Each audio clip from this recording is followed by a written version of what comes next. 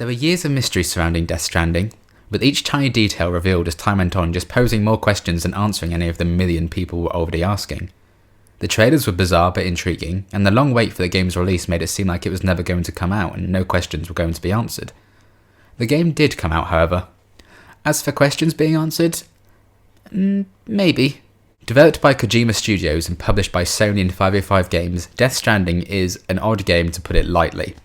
The less PG term would probably be batshit crazy. It was a strange experience for me. From the beginning I enjoyed the gameplay and the visuals, the game looks fantastic, but the story took so long for me to get into. The big problem is that the first few hours is you playing for 5 to 10 minutes, then sitting through 20 minutes of cutscenes. It builds the world, yes, but doesn't immerse you in it like getting to play would. After a while though, I got the basics and enjoyed leisurely strolls across long landscapes and trying to work out how best to cross the terrain. You play as Sam Porter Bridges, a porter for the company Bridges. One thing the game often lacks is subtlety, with two of the main female characters being called Mama and Fragile. As Sam, you have to deliver cargo to various locations across the map alongside optional side deliveries, which I rarely bothered with personally since they offer nothing that different from the main mission gameplay. As you go, several delivery spots can be connected to a communication system called the Chiral Network. Delivering cargo successfully and with little damage, and connecting places to the network affects and raises Sam's reputation level as the game progresses. For me, however, this felt like a levelling up system just for the sake of having a levelling up system like other big titles nowadays. The amount of cargo you choose to carry, plus any you may pick up in the open world, affects how well Sam can move and navigate the land. As you go, you have to maintain Sam by consuming food and, for some reason, urinating, and also build items to help navigate easier through materials you find on your travels. Aside from natural obstacles such as rapid lakes and slippery mountains, you must face off against Mule and their demons, bandits who attempt to steal deliveries, and the much creepier BTs, entities whose souls are stranded in the world of the living. BTs are normally invisible, but Sam's suit and the connection with a BB, yes, that is, a baby in a tank, allow him to briefly see them in order to flee without much damage, or, with the right weapons, fight back. If Sam is killed, he is taken to an underwater world where he can swim back to his body and be revived. And that is barely an explanation of the gameplay, more so the plot. Granted, most of your time will be spent walking to and from delivery points, but there is a point to all of it. Honestly, I wasn't so gripped by the story even when I did manage to kinda sorta maybe work out what the hell was going on. On top of that, Sam's connection with the BB causes him to experience visions of a mysterious man, though not a mysterious actor. The cast all gives solid performances, but I can't say I particularly grew attached to many of the characters. A lot of the interest in the characters does come from the people playing them. For the first few hours I was thinking, I'm really not sure this is for me, and then before I knew it, I was really enjoying it. When you're making deliveries and don't have enemies to face, it's a very relaxing experience that allows you to enjoy at your own pace, apart from a few timed deliveries. The game looks great, and you'd think just making deliveries for hours and hours would get boring, but for me, it honestly never did.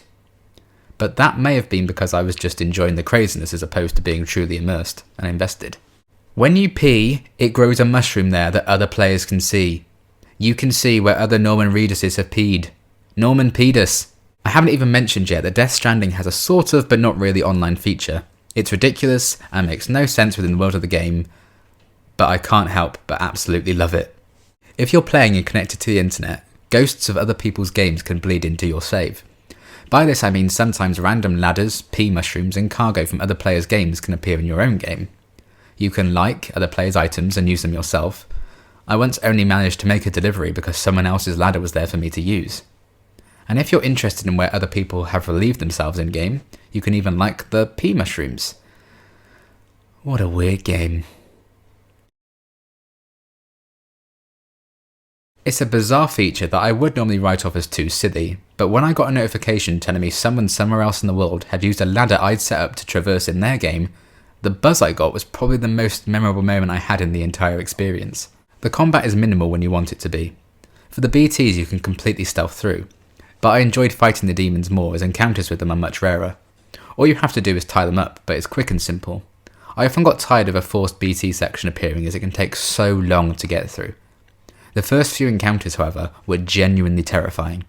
I had to turn off the game at 2 AM because the BB was crying out of my PS4 controller and I got a bit scared.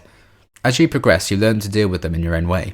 The designs of them and concept are brilliantly creepy, but I do think they're a tad overused.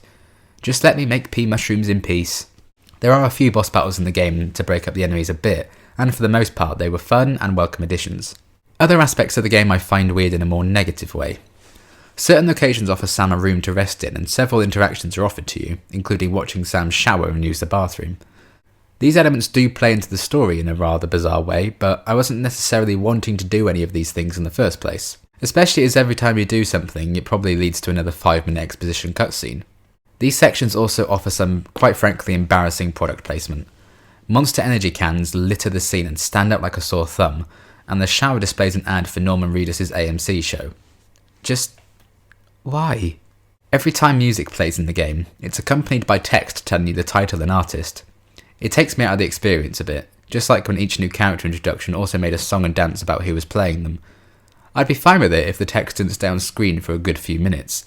It kills a lot of the world building for me. Back to some good stuff. There is a bit of customization available in the game that can be fun to play with, and while you can work out yourself how best to equip Sam with all the cargo under the sun, there is a button that automatically sorts it in the best combination for you. I'm not at all interested in trying to balance cargo perfectly, so that option was very welcome and very appreciated. Death Stranding isn't for everyone. I found a few of the sum of its parts to be better than the whole, with the weird and bizarre gameplay elements standing out more than the actual plot. I can see people getting bored of the repetitive gameplay, but luckily I didn't. The cast is solid, and there were a few cool twists throughout the story, particularly near the end. But for some that may be too little too late. The opening few hours were a drag for me, with overly long cutscenes and not enough actual gameplay, and the entire game has product placement that took me out of the story I wasn't already that invested in. But pushing through that did offer me an enjoyable ride. Unlike the subject of my previous review, Star Wars Jedi Fallen Order, I never really found myself constantly thinking about the game and rushing to play it again at every opportunity. Despite that, it's certainly a game unlike anything else I've played, and I can see why some people will absolutely adore it. Will I remember the characters and story in years to come? Probably not.